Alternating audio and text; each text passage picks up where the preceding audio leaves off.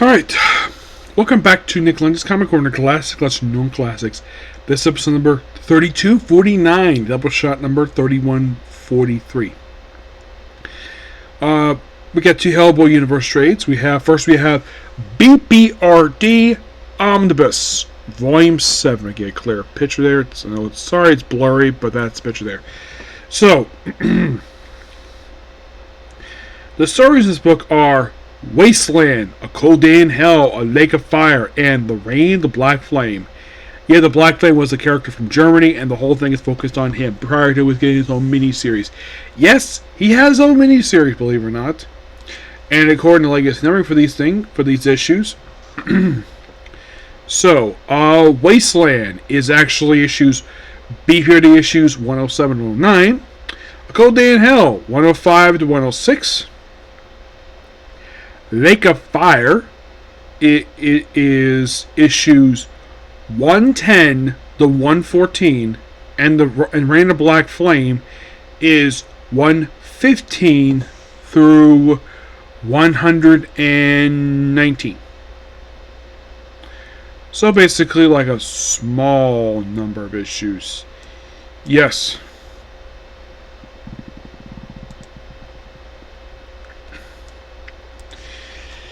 Yeah.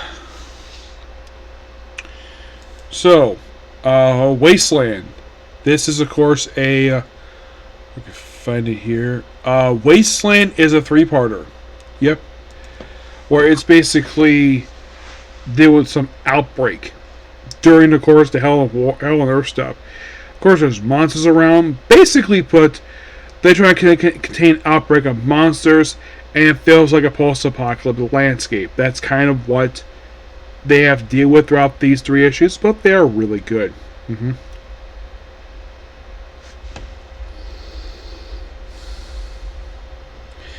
Yeah, I guess that Mike Mignola must be increasing the number of issues because basically it's getting pretty epic for these issues.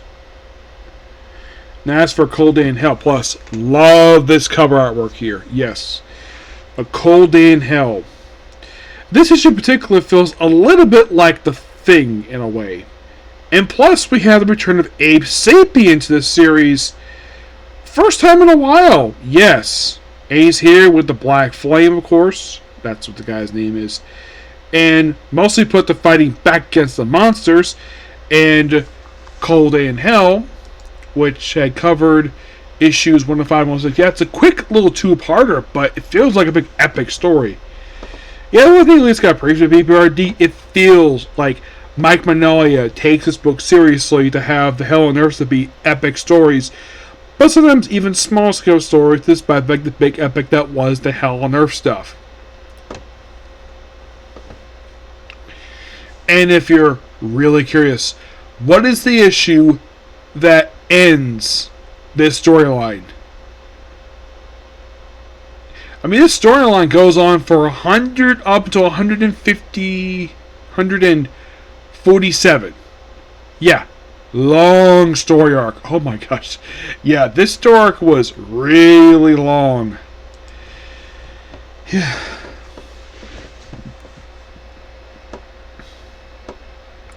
Yeah, people being possessed, of course, and turning people like the fire stuff. Yeah, it feels like with this Cold Day in Hell, it feels like he took inspiration from The Thing, John Carpenter's Thing. Next up is Lake of Fire.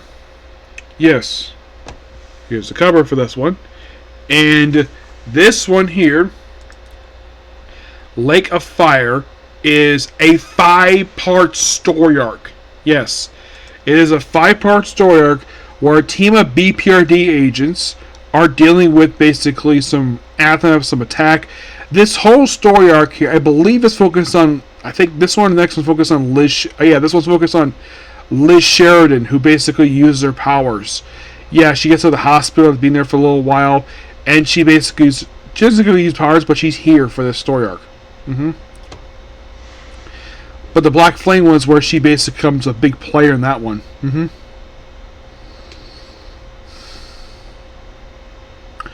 And Black Flame sub is here for a lot of the time. Here's Liz Sheridan in an outfit that The actress who played her in the Hell movie took a lot, with the exception of the jacket, took a lot of inspiration from this look. Because if you've ever seen the movie Hellboy, it's directed by Guillermo del Toro, starring Ron Perlman as Hellboy himself, where basically Liz Sheridan wear an outfit just like this. Now, of course, the live-action version of Liz Sheridan developed a romantic relationship with Hellboy. In the comics, they're just colleagues. There's no romantic chemistry between them at all. Yes, I, of course, never seen Hellboy to go in the army, and here's the thing with that one, because Guillermo del Toro has got this reputation where if he gets a sequel, the budget has to go way up. Like, I had heard stories that about Pacific Rim 2, he would do that if the budget was $250 million, and it was kind of the same thing with Hellboy 3. They were playing Hellboy 3 before they did the reboot in 2019.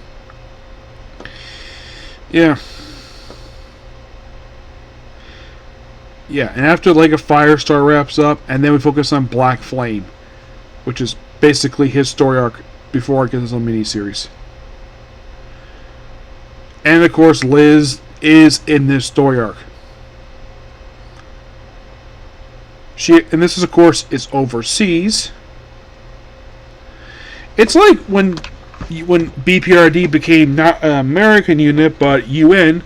I think some must have suspected something like this would happen because, well, it's kind of a good thing that they did become a sanctioned UN agency, because they probably wouldn't have the free reign they did to deal with outbreak like it was Hell on Earth.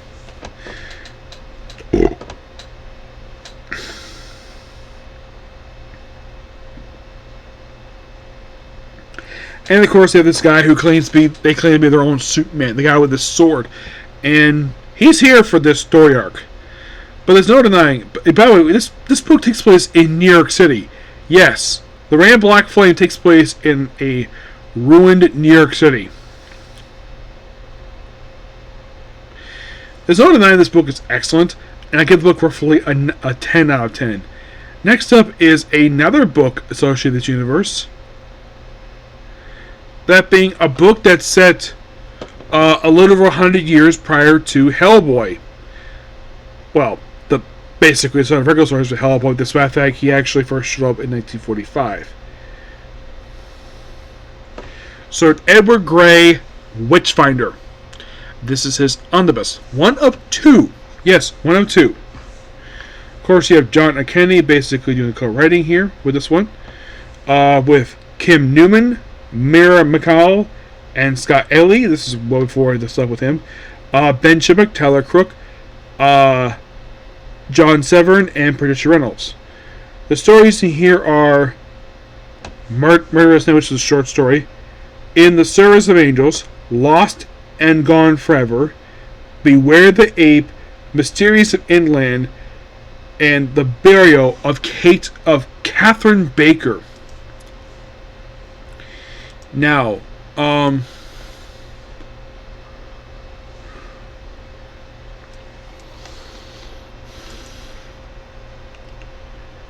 if you're a little curious, like,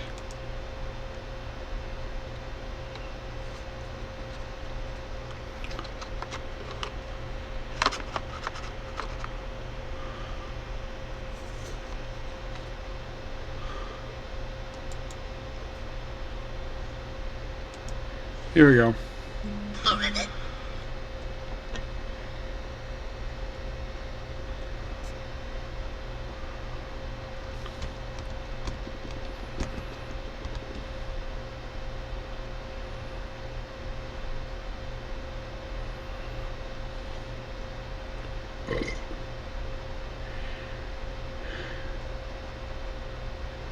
I'm about to find out exactly.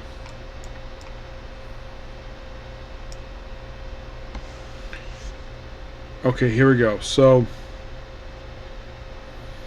for Witchfinder, Service of Angels, that's the first 5 issues of the series. Lost and Gone Forever, 6 through 10. Mysterious of Inland, that's 11-15.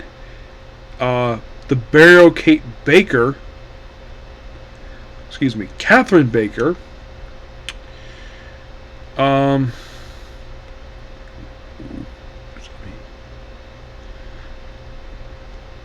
Let's see. So Angels also Mr. Inland. I'm trying to look to see exactly where this one came from. Yeah, Murderer's Intent is actually a short story from our company. The MySpace version that our company presents. Where the ape is from issue 36 of Dark Horse Comprehensive. What about the burial of Catherine Baker? I'm looking, but I'm not really seeing anything per se. I think basically just I think it was another short story because. Okay, so it's a short story from Hellboy: The Wild Hunt. Yep, number 7. Yeah. So in a way, this covers basically of the original paperback. This omnibus covers the first 3 volumes. And a lot of this book is set in the American West. It first starts out basically Murderer's Intent. This is in Victoria, England, in the year of 1879. So it is just a quick short story of him dealing with witches. That's why it's called the Witchfinder. And he is a sanctioned person doing this by Queen Victoria. You think, wait, somebody that serves Queen Victoria goes to the supernatural stuff. That sounds like Black Butler. Just by sheer coincidence. Just by sheer coincidence, it's happened like that. So Earth Angels is still in London. This actually is the first story exit in London. Next comes story actually in the US. And by the way, in the last story arc here, it features a cameo here by Abe Sapien. Kind of makes sense. He also deals with some zombies too, but he's able to deal with no problem. Now, the reason why Abe Sapien is here is because his book kind of in a way set up this very series. Yes. Unlike Abe Sapien, which his book lasted for 46 issues, not the case of Witchfinder. This sadly only lasted 30 issues. Plus having, I think like a one-shot and a quick 3-issue miniseries, and that was it. Well, get this. The miniseries, Serpent in the Garden, Edgar Gray, and the Last of England, this is to be published. Actually, it just recently published just this year. The last thing for the main series was published back in 2020. These issues in particular, Cerberus of Angels, was published from the period of July 1st, 2009, concluded in November 4th, 2009. The next 5 issues, Lost and Gone Forever, started from February 2nd, 2011, conclude on January 1st. And by the way, this came out roughly a little over a year later. Not the case of Mysterious Inland. Oh no. Because of some weird reason, Mike Mignola, well, basically the writers of this book, Mike Mignola, only did the first 2 stories, basically of Kim New and Mara McCall, who did this book, and it came out 3 years later, on June 18, 2014. The last issue was released October 15, 2014. And yeah, from what I can tell, this was a bit inconsistent of publication. Yes. But it had an internal numbering, so it doesn't really bother the book at all. Yes, so after this really, really good story of him solving mystery in the UK, he spends the next 2 stories wandering around the American West. Which is basically in Cerberus of Angels. Yes, he goes out west. Yeah. After dealing with this creature here in the UK, I think at this point, I think it was after this, he decided to go to the US. And this is, of course, right after the story wraps up. And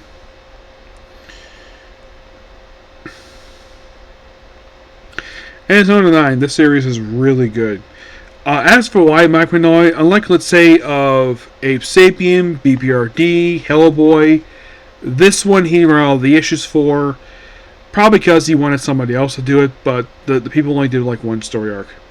And then he came back.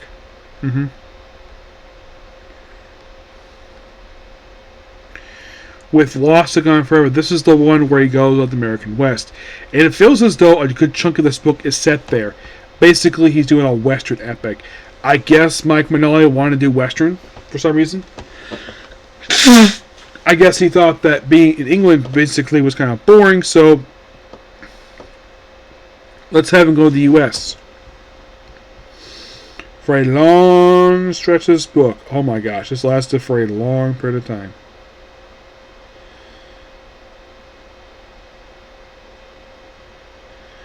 Yeah, I think for the next 2 story arcs, that's for this arc here, he's basically in the American West. You're probably thinking, is he here for the very next arc of the series? Well, for Super Ape? No, for this one, he goes back to UK for this story here. As for Mysteries of On Land, that's what it's called. This one in particular is still set in the American West. Because, of course, of this. Yeah, that means American West. If this was London, the play would look a little different. But yeah, he basically is in some major city in the U.S. It could be New York, I'm not sure. But yeah, he solves mystery here.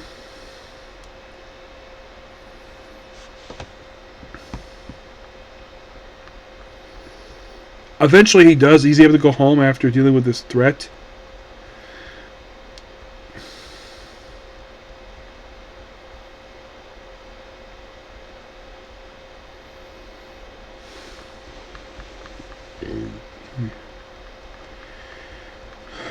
Yeah, and after this, he's able to go back home after this story.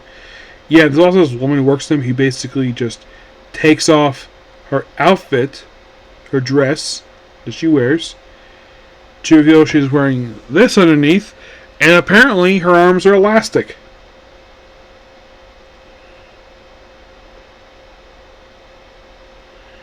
Yep. I gotta say, this was still pretty good. I really enjoyed this. And this is where I basically saw that Ape Sapien show up, basically, at the end of this one. This is basically set in the future. And here's Ape Sapien, appearing Witchfinder. Yep, that's Ape Sapien. The Bear Cat Big, and this is a short story that they threw in here because it's Witchfinder. It's a very short thing, and that's it. I gotta say, really good book. Thoroughly enjoyed it. I give the Witchfinder book a 9 out of 10. Yep. So yeah, that's going to be pretty much a particular view. Please be sure to like, comment, subscribe, notifications. I think I'll save my Doctor Who video for tomorrow because it's almost 11 o'clock right now. So I'll see you all tomorrow. Bye.